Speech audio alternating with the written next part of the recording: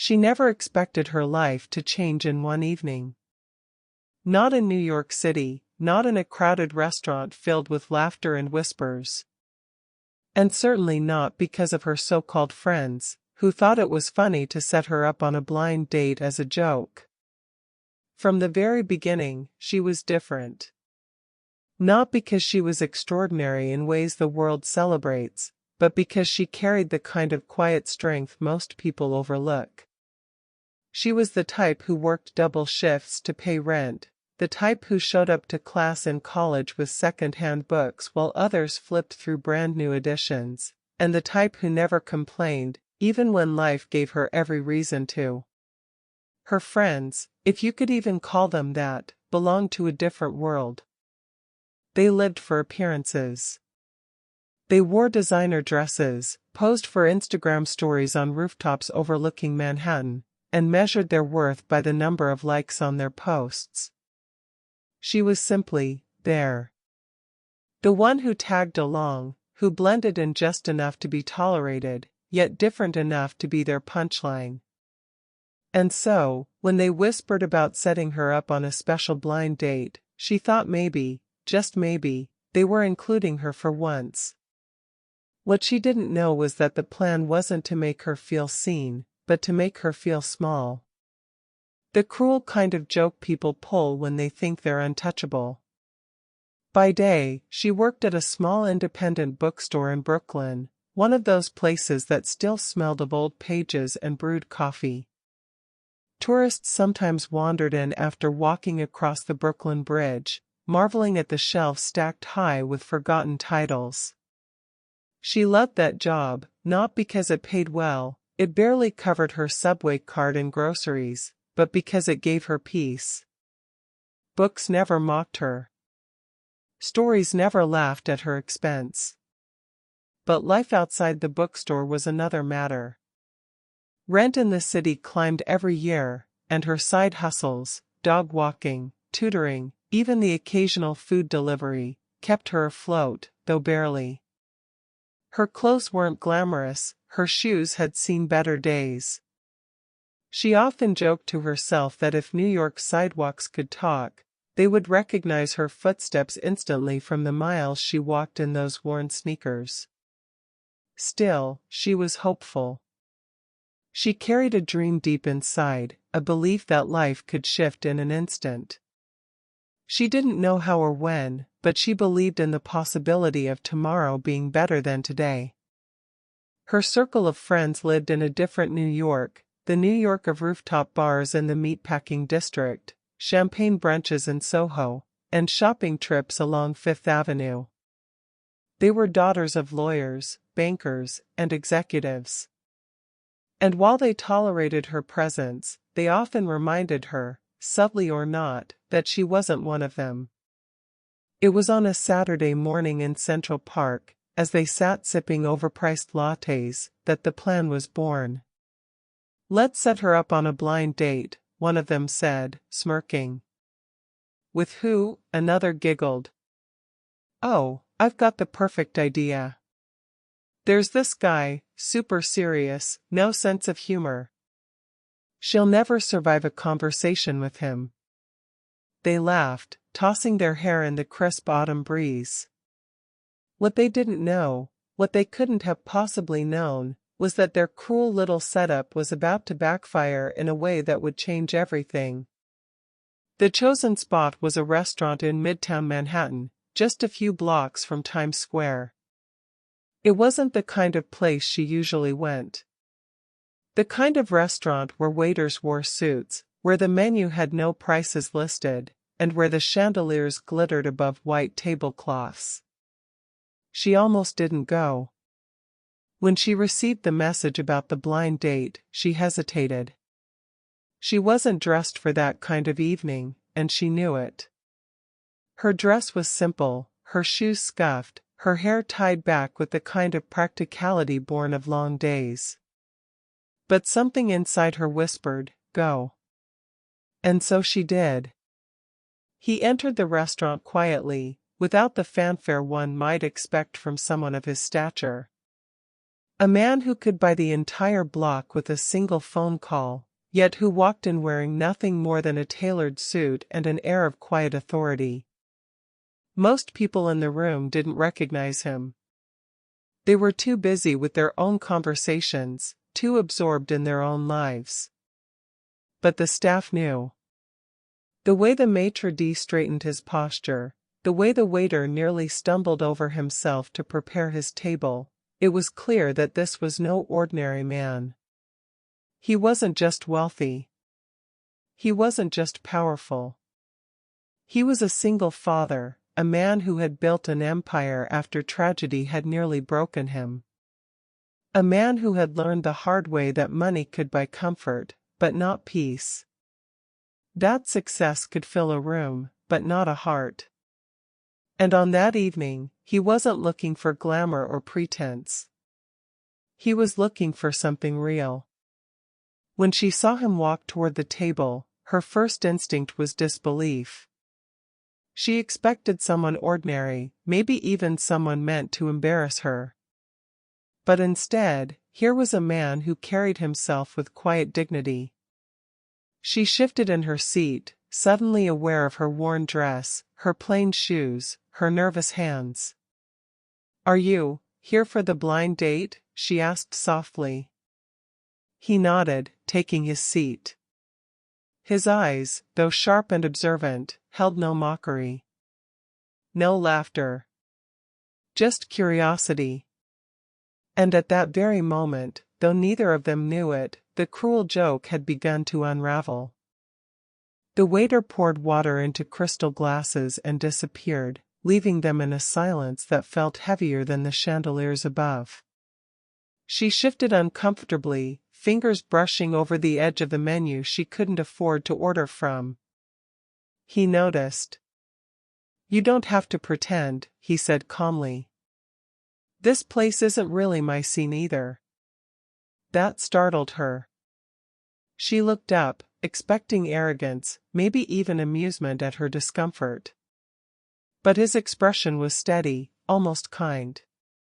His voice carried the weight of someone used to being obeyed, yet there was no sharpness in it, just sincerity. She managed a small smile.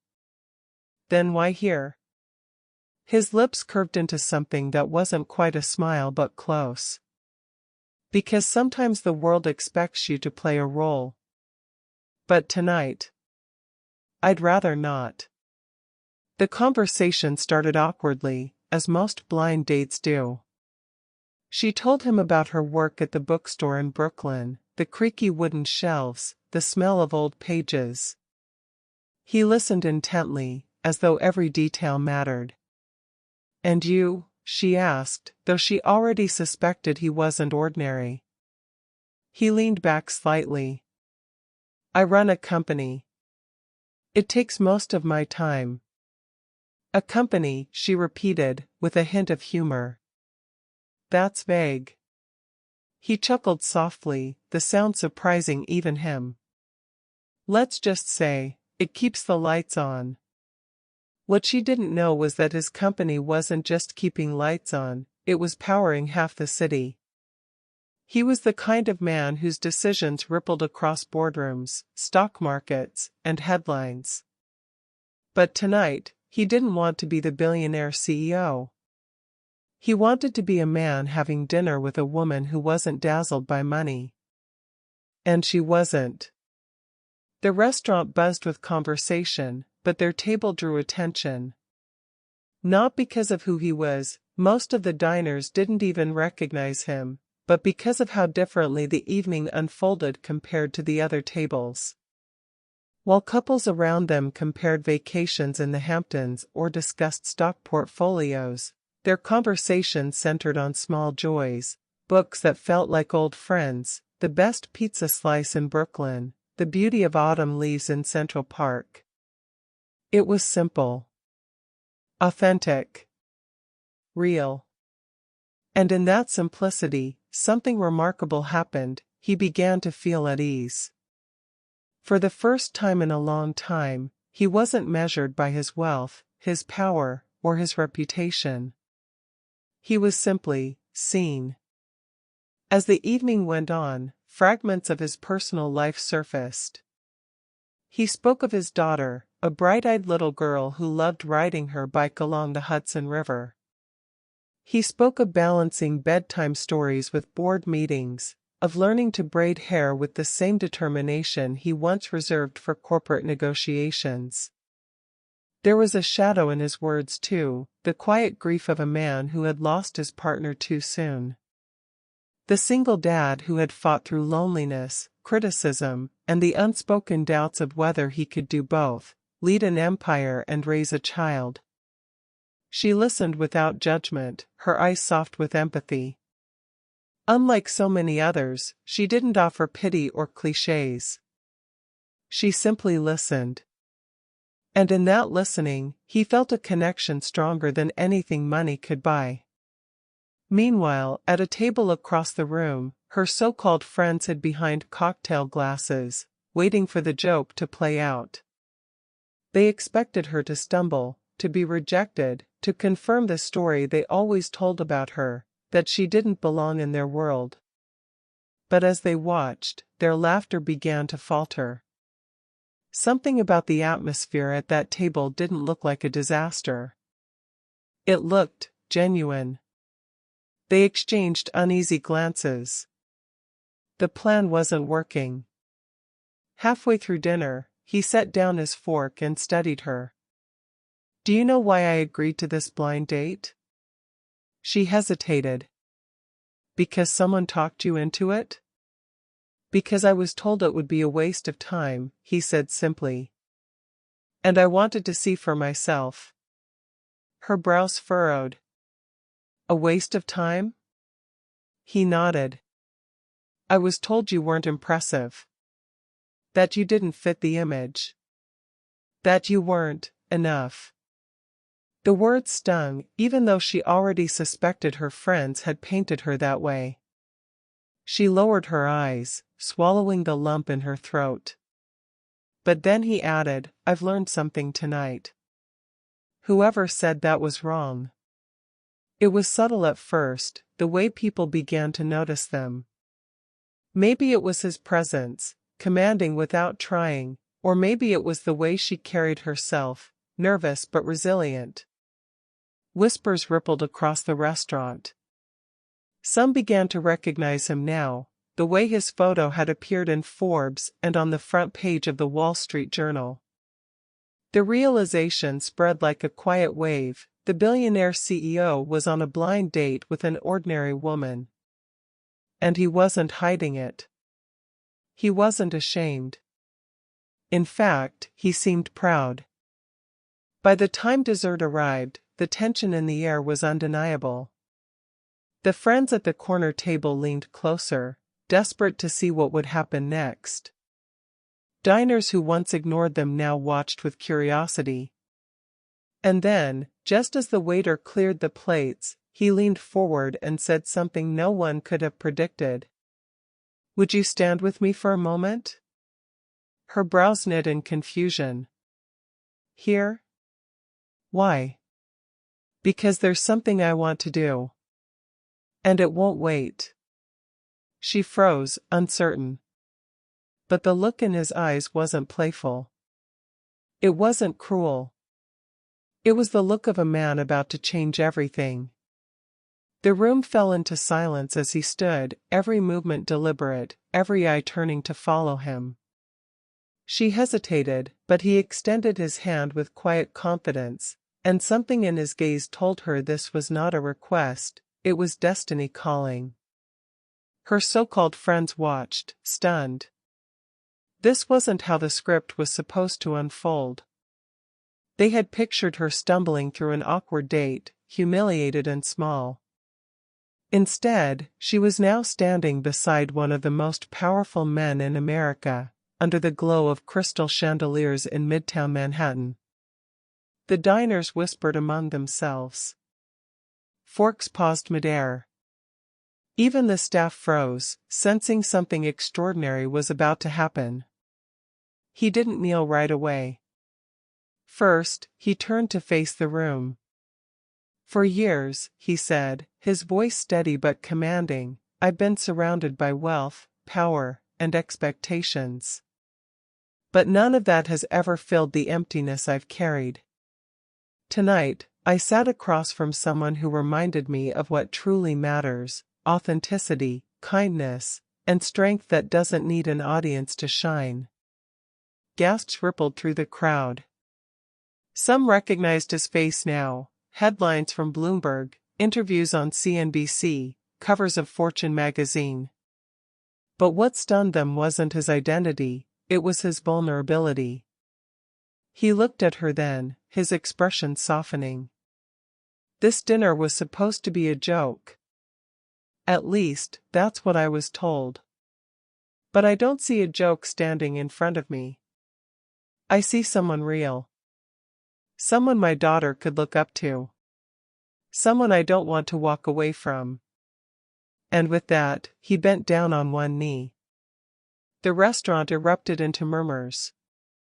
A proposal? Here? To someone who clearly wasn't from his world? She covered her mouth, stunned. "What are you doing?" she whispered, her voice trembling. "What I should have done the moment I sat down," he replied. Then louder, so the whole room could hear. "Would you marry me?" It was outrageous. Impossible. Unreal. But in that moment, time seemed to stop. The chandeliers gleamed brighter. The city beyond the windows seemed to hold its breath. And she, an ordinary woman who walked to work in worn sneakers and lived paycheck to paycheck, suddenly became the center of a story bigger than anyone could have written. At first, there was silence. Shock. No one knew how to respond. Then, slowly, applause broke out. A couple near the bar began clapping. A group at the back joined in. Within seconds, the entire restaurant was filled with the sound of hands striking together, echoing like thunder against the marble floors. Her friends sat frozen, their smirks gone, replaced with pale disbelief. The joke had flipped. The punchline belonged to them now. And she? She stood there, overwhelmed, her heart racing. She didn't say yes immediately. She didn't say no either. Instead, tears welled in her eyes as she whispered, "Why me?" He looked up at her, unshaken. "Because you're not impressed by the world I built. You're impressed by life itself. That's what I want for me. That's what I want for my daughter. That's what I want forever." It wasn't money speaking. It wasn't power. It was truth. And for the first time that evening, she smiled, not a nervous smile, but the smile of someone finally realizing she was enough. As the applause faded and the crowd slowly returned to their meals, she helped him to his feet. They weren't a polished couple out of a magazine. She wasn't wearing diamonds, and he wasn't offering promises of fairy tale perfection. What stood between them was something stronger than glamour, an unshakable connection born out of honesty. And in the city that never sleeps, on an evening that began as a cruel prank, two lives shifted forever. And if this story touched you, if it made you believe in the power of second chances and the strength of love, don't keep it to yourself. Share it. Comment your thoughts. Subscribe for more stories that move the heart and stir the soul. Because sometimes, the very moment meant to break you becomes the one that makes you unforgettable.